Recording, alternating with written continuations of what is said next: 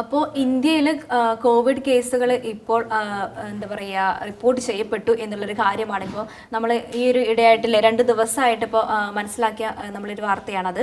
ഇന്ത്യയിലാണ് കൂടുതലായിട്ടും കോവിഡ് കേസുകൾ രേഖപ്പെടുത്തിയിരിക്കുന്നത് അല്ലെങ്കിൽ റിപ്പോർട്ട് ചെയ്തിരിക്കുന്നത്. ഇന്ത്യയിൽ ഇതിൽ കൂടുതലായിട്ടും പറയുന്നത് ഭൂരിഭാഗവും ഇതിൽ ഈ കേസുകൾ റിപ്പോർട്ട് ചെയ്തത് കേരളത്തിലാണ്. അതുപോലെ കേരളം, മഹാരാഷ്ട്ര, ഗുജറാത്ത്, തമിഴ്നാട് തുടങ്ങിയ സംസ്ഥാനങ്ങളിലാണ് കൂടുതലായിട്ടും ഇത് റിപ്പോർട്ട് ചെയ്തിരിക്കുന്നത്. അതെ, അതായത് കൊറോണയുടെ നമ്മൾ മുന്നേ ഒരു വട്ടം ലോക്ക്ഡൗണിലൊക്കെ പോയിട്ട് വളരെയധികം ബുദ്ധിമുട്ടിയ കുറച്ച് നാളുകളായിരുന്നു. അത് വീണ്ടും വരിക എന്ന് പറയുമ്പോൾ വളരെയധികം ടെൻഷനുണ്ട്. ഒമിക്രോൺ പരമ്പരയിൽപ്പെട്ട പിറോള സ്ട്രെയിൻ എന്ന് അറിയപ്പെടുന്ന BA.2.86-ന്റെ JN.1 എന്ന് പറയുന്ന ഒരു വകഭേദമാണ് ഇപ്പോൾ കണ്ടെത്തിയിരിക്കുന്നത്. ഇതിന് ഒരുപാട് തരത്തിലുള്ള നമ്മളിപ്പം പാലിക്കേണ്ട കുറെ നിർദ്ദേശങ്ങളും എല്ലാം തന്നെ ആരോഗ്യവകുപ്പ് അറിയിച്ചിട്ടുണ്ട്, മന്ത്രി വീണ ജോർജും അറിയിച്ചിട്ടുണ്ട്. അതെല്ലാം നമുക്ക് പാലിക്കേണ്ടതായിട്ടിരിക്കുന്നു. അപ്പോൾ എന്തായാലും ഈ ഒരു കേസ് ഇത് എന്ന് പറഞ്ഞാൽ ഈ ഒരു വൈറസ് എന്ന് പറയുന്നത് മനുഷ്യരിൽ നിന്നും മനുഷ്യരിലേക്ക് പെട്ടെന്ന് പടരാൻ പറ്റുന്ന ഒരു വൈറസ് കൂടിയാണ്. നമ്മളിപ്പോൾ COVID-19 ഒക്കെ നമ്മളിപ്പോൾ കൊറോണ കാലഘട്ടമൊക്കെ നമ്മൾ അതിജീവിച്ച് വന്നതാണ്. ഒരുപാട് കേസുകളാണ് അന്ന് മരണമായിട്ടാണെങ്കിലും മറ്റു കാര്യങ്ങളിലൊക്കെ ആണെങ്കിലും നമ്മൾ റിപ്പോർട്ട് ചെയ്തത്. ആരോഗ്യരംഗത്താണെങ്കിലും ഒരുപാട് ആശങ്ക കുഴപ്പങ്ങളൊക്കെ നിലനിന്ന സാഹചര്യമായിരുന്നു. നമുക്കറിയാതെ എത്രമാത്രം നമ്മൾ സീരിയസ് ആയിട്ടായിരുന്നു ആ സമയത്ത് കണ്ടത് എന്നുള്ളതൊക്കെ. അതെ, ലോക്ക്ഡൌൺ ഒക്കെ വന്നതെന്ന് വെച്ചാൽ മനുഷ്യരിൽ നിന്ന് മനുഷ്യരിലേക്ക് ആ സമയത്ത് നമ്മൾ എല്ലാവരും വേറെ വിട്ട് താമസിക്കേണ്ട ഒരു അവസ്ഥയായിരുന്നു. കാരണം അത് പെട്ടെന്ന് സ്പ്രെഡ് ആവാനുള്ള ചാൻസ് വളരെയധികം കൂടുതലായിരുന്നു. അത്തരത്തിൽ തന്നെയായിരുന്നു മരണസംഖ്യയും. എനിക്ക് തോന്നുന്നു ചൈനയായിരുന്നു ഇതിന്റെ ഉത്ഭവ കേന്ദ്രം. അവിടെ നിന്ന് പിന്നീട് മറ്റു പല സ്ഥലങ്ങളിലേക്ക് വന്നിട്ട് വലിയ രീതിയിൽ സ്പ്രെഡ് ആവുകയും വലിയ രീതിയിൽ മരണസംഖ്യ ഉയർന്ന ഒരു സാഹചര്യം ഉണ്ടായിരുന്നു. അതിൽ കൂടുതലും വയസ്സായവർ അല്ലെങ്കിൽ കുട്ടികൾ, ഗർഭിണികൾ അത്തരത്തിലുള്ള ഒരു ആൾക്കാരിലേക്കാണ് കൂടുതലായിട്ട് ഈ ഒരു രോഗം പെട്ടെന്ന് പിടിപെടാനുള്ള സാധ്യത വളരെയധികം കൂടുതൽ. അവരാണ് കൂടുതലായിട്ട് കെയർഫുൾ ആവേണ്ടവരും. അതുപോലെ തന്നെ ഈ വയസ്സായവരിൽ, പ്രായം കുറച്ച് കൂടിയവരിൽ, അതുപോലെ മറ്റു രോഗങ്ങൾക്കും അത്തരത്തിലുള്ളവർക്ക് ഈ ഒരു രോഗം വന്നു കഴിഞ്ഞാൽ അവരിൽ മരണം സംഭവിക്കാനുള്ള ചാൻസ് വളരെയധികം കൂടുതലാണ്. കാരണം ഇത് ഒരു രോഗപ്രതിരോധ ശേഷി ഇല്ലാതാക്കാൻ കഴിയുന്ന ഒരു വൈറസാണ്. അതുകൊണ്ടാണ് നമ്മൾ പെട്ടെന്ന് വീണു പോകാനുള്ള ചാൻസ് ഉണ്ടാവുന്നത്. ഇപ്പൊ നമ്മളിപ്പോ കൊറോണ കാലഘട്ടത്തിലാണെങ്കിലും നമ്മൾ വാക്സിൻസ് ഒക്കെ സ്വീകരിച്ചിട്ടുണ്ടായിരുന്നു. അതിന്റെ ഒരു ആഫ്റ്റർ എഫക്റ്റ് എന്നുള്ള രീതിയിൽ മനുഷ്യരിൽ ഇപ്പോഴും പലതരത്തിലുള്ള രോഗങ്ങളും പലതരത്തിലുള്ള പ്രശ്നങ്ങളൊക്കെ നിലനിൽക്കുന്നുണ്ട് എന്നുള്ള കാര്യം കൂടിയുണ്ട്. അപ്പോൾ ഇപ്പൊ മെയ് മാസത്തിൽ ഈ ഒരു മെയ് മാസം ഇപ്പോൾ നമ്മളിപ്പോൾ 22-ാം തീയതി ആയിട്ടുണ്ട്. അപ്പോൾ ഈ 22-ാം തീയതിയുടെ ഉള്ളിൽ കേരളത്തിൽ നമ്മുടെ സംസ്ഥാനത്ത് ആകെ 182 പേര് COVID-19 സ്ഥിരീകരിച്ചതോടെ ഉണ്ട് എന്നുള്ളൊരു വാർത്ത കൂടിയുണ്ട്. അതുപോലെ തന്നെ COVID-19 ഒമിക്രോൺ വകഭേദത്തിന്റെ ഒരു പതിപ്പാണ് JN.1 എന്ന് പറയുന്നത്. ആ JN.1 ആണ് ഇപ്പോൾ നമ്മുടെ ഇന്ത്യയിൽ സ്ഥിരീകരിച്ചിട്ടുള്ളത്. അതിന്റെ ഘടനയിൽ ഏകദേശം 30 മാറ്റങ്ങളാണ് ഉള്ളത്. ഈ മാറ്റങ്ങൾ അതിനെ കൂടുതൽ അപകടകരമാക്കണമെന്നില്ല.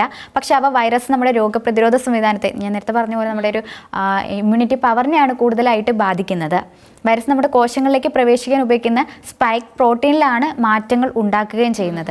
അപ്പോൾ ഇതിൽ കൂടുതലായിട്ട് നമ്മൾ ശ്രദ്ധിക്കേണ്ട കാര്യം എന്ന് വെച്ചാൽ മാസ്ക് ധരിക്കാനായിട്ട് ശ്രമിക്കുക. അതുകൊണ്ട് തന്നെ ആരോഗ്യവകുപ്പ് ഇപ്പോൾ പറയുന്നുണ്ട് ഇനി എല്ലാവട്ടവും നമ്മൾ മാസ്ക് റെഗുലർ ആക്കും എന്നൊരു രീതിയിൽ ന്യൂസ് വരുന്നുണ്ട്. ഈ സാഹചര്യത്തിൽ പൊതുജനങ്ങൾ ജാഗ്രതാ നിർദ്ദേശം പാലിക്കണം എന്നുള്ളൊരു കാര്യം കൂടി പറയുന്നുണ്ട്. അപ്പം അത്രമാത്രം നമ്മൾ അതിനെ ഒരു സീരിയസ് ആയിട്ട് കാണേണ്ടിയിരിക്കുന്നു. പിന്നെ വേറൊരു കാര്യം വെച്ചാൽ കേരളത്തിൽ നമ്മളിപ്പോൾ ഇത്ര പേർക്ക് ഇത് പിടിപെട്ടു എന്നുള്ള കണക്കുകളൊക്കെ ഇപ്പോൾ റിപ്പോർട്ട് ചെയ്തു. അപ്പോൾ അതിൽ ഏറ്റവും കൂടുതലായിട്ട് കോട്ടയത്താണ് ഏറ്റവും കൂടുതൽ കേസുകൾ റിപ്പോർട്ട് ചെയ്തിരിക്കുന്നത്. കോവിഡ് കേസുകൾ റിപ്പോർട്ട് ചെയ്തിരിക്കുന്നത് 57 കേസുകളാണ് കോട്ടയത്ത് മാത്രമായിട്ട് രേഖപ്പെടുത്തിയിരിക്കുന്നത്. അതുപോലെ പിന്നെ തൊട്ടടുത്ത് പറയുന്നത് എറണാകുളത്താണ്. അടുത്ത് പറയുന്നത് 34 കേസുകളാണ് എറണാകുളത്ത് രേഖപ്പെടുത്തിയിരിക്കുന്നത്. പിന്നെ തിരുവനന്തപുരത്താണ് 30 കേസുകൾ. അപ്പോൾ ഏറ്റവും കൂടുതൽ നമ്മളിപ്പോൾ കോട്ടയത്താണ്, നമ്മളും കോട്ടയത്താണ്. അപ്പോൾ നമ്മളും കൂടുതലായിട്ട് ജാഗ്രതാ നിർദ്ദേശങ്ങളെല്ലാം തന്നെ പാലിക്കേണ്ട സാഹചര്യമാണ് ഇത്. കർശനമായി തന്നെ മുൻപോട്ട് പോകണം. അല്ലെങ്കിൽ ഈ ഒരു COVID-19 നമ്മൾ ഈ ഒരു പ്രതിസന്ധിയൊക്കെ നമ്മൾ ഇതിനു മുമ്പ് നേരിട്ടതാണ്. അപ്പോൾ അതിജീവിക്കേണ്ടത് നമ്മുടെയൊക്കെ ഓരോരുത്തരുടെയും കടമയാണ്. അപ്പോൾ ഇത്തരത്തിൽ വല്ല ലക്ഷണങ്ങളോ COVID-19 പോലുള്ള എന്തെങ്കിലും ഒരു ലക്ഷണങ്ങൾ, പനി അതുപോലെ മറ്റു അസുഖങ്ങളൊക്കെ വരുമ്പോൾ കൃത്യമായ വൈദ്യപരിശോധനകൾക്ക് വിധേയമാവുക, ഡോക്ടറെ കാണിക്കുക. അതുപോലെ തന്നെ ആരോഗ്യ വകുപ്പിന്റെ നിർദ്ദേശങ്ങൾ എന്താണെന്ന് വെച്ചാൽ അത് അതുപോലെ തന്നെ പാലിക്കാൻ ശ്രമിക്കുക. ഇതിൽ ഏറ്റവും കൂടുതൽ ശ്രദ്ധിക്കേണ്ട കുറച്ച് കൂട്ടരുണ്ട്. എല്ലാവരും ശ്രദ്ധിക്കേണ്ടതായിട്ടുണ്ടെങ്കിൽ പോലും അതീവ ജാഗ്രതയോടെ അല്ലെങ്കിൽ കുറച്ചും കൂടി കെയർ കൊടുക്കേണ്ടവരെന്ന് പറയുന്നത് പറയുന്നത് അനിയന്ത്രിതമായ പ്രമേഹമുള്ളവർ, വിട്ടുമാറാത്ത വൃക്കരോഗമുള്ളവർ, HIV തുടങ്ങിയ ആരോഗ്യ പ്രശ്നങ്ങളുള്ളവർ, പിന്നെ വൃക്ക മാറ്റിവെക്കൽ ശസ്ത്രക്രിയ ചെയ്തിട്ടുള്ളവർ, പിന്നെ പ്രായമായവർ, ഗർഭിണികൾ, കുട്ടികൾ എന്നിവരാണ് കൂടുതലായിട്ട് ശ്രദ്ധ കൊടുക്കേണ്ടത്. കാരണം ഇവരിലേക്ക് പെട്ടെന്ന് ഈ രോഗം പിടിപെടാനുള്ള ചാൻസ് വളരെയധികം കൂടുതലാണ്. അതുപോലെ തന്നെ നമ്മൾ നേരത്തെ പറഞ്ഞ പോലെ തന്നെ ഇവരിലേക്ക് പെട്ടെന്ന് വന്നു കഴിഞ്ഞാൽ ഇമ്മ്യൂണിറ്റി പവറിനെ ഇത് ബാധിക്കും. അതുകൊണ്ട് അവരാണ് കൂടുതലായിട്ട് ശ്രദ്ധിക്കേണ്ടതായിട്ടുള്ളത്. അപ്പോൾ എല്ലാവരും ജാഗ്രതാ നിർദ്ദേശങ്ങളൊക്കെ പാലിച്ച് മുമ്പോട്ട് പോവുക. നമ്മളെ ഇത് പെട്ടെന്ന്, അതായത് ഒരാൾക്ക് വന്നു കഴിഞ്ഞാൽ അത് പെട്ടെന്ന്, നമ്മളിപ്പോൾ ഒരു വീട്ടിലൊരാൾക്ക് വരികയാണെങ്കിൽ അത് പെട്ടെന്ന് മറ്റുള്ളവരിലേക്കും സ്പ്രെഡ് ചെയ്യാനുള്ള ഒരു സാഹചര്യം കൂടുതലാണ് എന്നുള്ള കാര്യം മനസ്സിലാക്കി കൃത്യമായ നിർദ്ദേശങ്ങളും എല്ലാ പ്രോട്ടോക്കോളുകളും പാലിച്ചുകൊണ്ട് സുരക്ഷിതമായി ഇരിക്കുക എന്നുള്ളത് അല്ലേ? അതെ. അതുപോലെ തന്നെ പഴയ വാക്സിനുകൾ മുൻ വകഭേദങ്ങൾ പ്രതിരോധിക്കാനായി വികസിപ്പിച്ചെടുത്തവയാണ്. അതിനാൽ പഴയ വാക്സിനേഷൻ ഒരു റൗണ്ട് കൂടി ആവർത്തിക്കുന്നതിൽ ഇനി അർത്ഥമില്ല എന്നതാണ് പറയുന്നത്. കാരണം പഴയതൊന്നും ഇനി നമ്മുടെ ഈ ഒരു എഫക്റ്റ് ചെയ്യില്ല. കാരണം ഇതിൽ 30ഓളം മാറ്റങ്ങൾ ഉണ്ടെന്നാണ് പറയുന്നത്. അതായത് പണ്ടത്തേൽ നിന്നും കുറച്ചും കൂടി വലിയൊരു ഇതാണ് നമുക്കിപ്പോൾ ഇനി നേരിടാനുള്ളത്.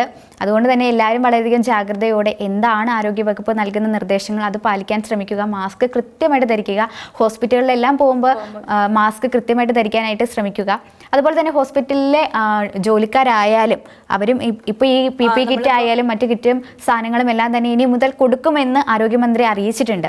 അപ്പോൾ അതിന് നിർബന്ധമാക്കും. ഹോസ്പിറ്റലുകളിലൊക്കെ ജോലി ചെയ്യുന്നവർ കർശനമായിട്ടും ഇങ്ങനെയുള്ള നിർദ്ദേശങ്ങൾ പാലിക്കേണ്ടിയിരിക്കണം. കാരണം അവർ ഹോസ്പിറ്റലിൽ നിന്നും വീട്ടിലേക്ക് വരുന്ന വഴികളിലാണെങ്കിലും പൊതു ഇടങ്ങളിലൂടെയൊക്കെ തന്നെയാണ് അവർ വരുന്നതും. വീട്ടിലുള്ള ആളുകളെ, പ്രായമായ ആളുകൾ, ഇവരെല്ലാം കണക്കിലെടുത്ത് തന്നെ വളരെ എന്താ പറയുക, അതിനനുസരിച്ചുള്ള പ്രവർത്തനങ്ങൾ ചെയ്യേണ്ടിയിരിക്കുന്നു എന്നുള്ള കാര്യമുണ്ട്. അതുപോലെ തന്നെ വ്യക്തി ശുചിത്വമായാലും കൈകൾ കഴുകുന്നതിനായാലും മറ്റെവിടെയെങ്കിലും പോയിട്ട് വരികയാണെങ്കിൽ ശുചിത്വം, അതായത് അതെ, നമ്മൾ പോയിട്ടൊന്ന് കുളിച്ചിട്ടായാലും അങ്ങനെ വീടിനുള്ളിൽ കയറാൻ ശ്രമിക്കുക. അല്ലെങ്കിൽ മറ്റുള്ളവരിലേക്ക് നമ്മൾ കാരണം മറ്റുള്ളവരിലേക്കും കൂടി രോഗം പകരാനുള്ള സാധ്യത വളരെയധികം കൂടുതലാണ്. പിന്നീട് രോഗമുള്ള അല്ലെങ്കിൽ എന്തെങ്കിലും ലക്ഷണങ്ങളുള്ള ആൾക്കാരുമായിട്ടുള്ള സമ്പർക്കം വളരെയധികം കുറയ്ക്കാൻ ശ്രമിക്കുക. നമ്മൾ വെറുതെ ഇങ്ങനെ പോയി നിന്നിട്ട് ആളിൽ നിന്ന് നമ്മൾ ചോദിച്ചു മേടിക്കുന്ന പോലെ ഇരിക്കും. അത്തരത്തിലുള്ള സാഹചര്യം എല്ലാം തന്നെ ഒഴിവാക്കാനായിട്ട് ശ്രമിക്കുക. കാരണം ഇത് വളരെയധികം നമ്മൾ ശ്രദ്ധിക്കേണ്ട ഒരു കേസാണ്.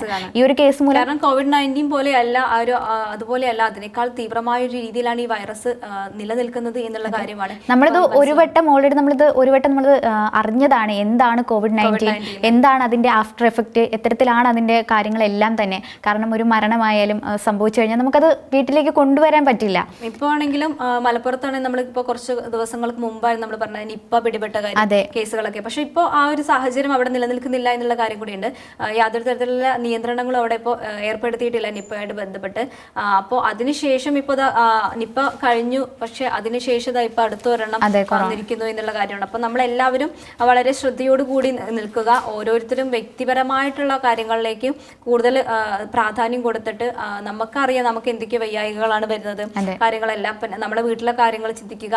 മുതിർന്ന ഒരുപാട് പേരുണ്ട്, അതുപോലെ കുട്ടികളുണ്ട്.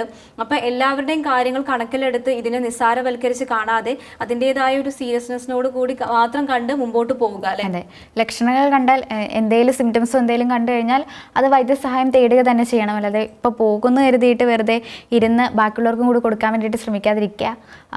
ഹോസ്പിറ്റലിൽ പോവുക, മാസ്ക് ധരിച്ച് തന്നെ ഹോസ്പിറ്റലിൽ പോവുക, വൈദ്യസഹായം തേടുക.